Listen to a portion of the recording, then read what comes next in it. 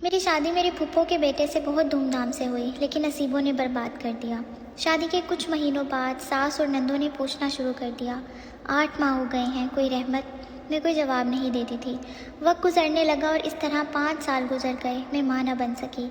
मेरी फूफो, सास, नंदें, यहाँ तक कि मेरा शौहर भी ताने देने लग गए। फूफो तो बार बार कहती ये मनहूस है, बस इससे जान छुड़वा लेनी है। बांझपन के वो अल्फाज कितना दर्द देते हैं, ये सिर्फ एक औरत ही समझ सकती है। मैं हर रात तंज सहते हुए सोती और हर सुबह सख्त लहजे मेरे मुंतज़िर होते। मैंने बहुत दुआएं मांगी कि ऐ अल्लाह मुझे माफ़ कर दे, मुझ पे रहम फरमा। मैं अब थक गई हूँ बातें सुन सुन के, मुझे अपनी रहमत से नवाज दे। मेरी फूफो कभी किस हकीम के पास ले जाती, कभी किस डॉक्टर के पास। मेरा हर टेस्ट क्लियर होता। जब शोहर से कहती तो वो इनकार कर देता। 7 साल गुजर गए थे लेकिन औलाद ना हुई।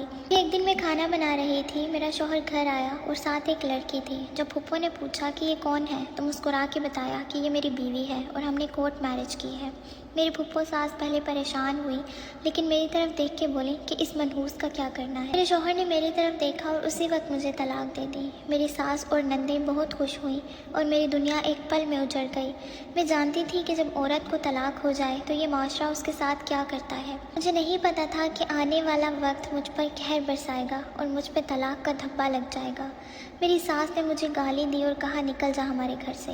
मैं क्या शिकवा करती जब ज़ख्मी अपनों ने दिया हो। कमरे में गई, अपना मोबाइल लिया, कुछ कपड़े, और मेरे शोहर की ख्वाहिश थी नई मोटरसाइकिल लेना। मैंने वो पैसे भी जमा किए हुए थे, 70,000 अपने खर्च से। जाते हुए मैंने उन दोनों की तरफ मुस्कुरा के देखा और दुआ दी और साथ में पैसे दे के ये भी कहा कि आपने बाइक लेनी थी ना, मेरी तरफ से आपको शादी का गिफ्ट है। मैंने पता नहीं कैसे सब्र किया हुआ था और ना ही आंखों में आंसू थे। ऐसे लग रहा था कुछ हुआ ही नहीं। फूफो के पास गई और सिर्फ इतना ही कहा कि मैं आपके लिए मनहूस ही सही, लेकिन आप मेरी फूफो हैं, मुझे जाते हुए प्यार तो दे दें। लेकिन उन्होंने मुंह मोड़ लिया। पता नहीं लोग कैसे इतनी नफरत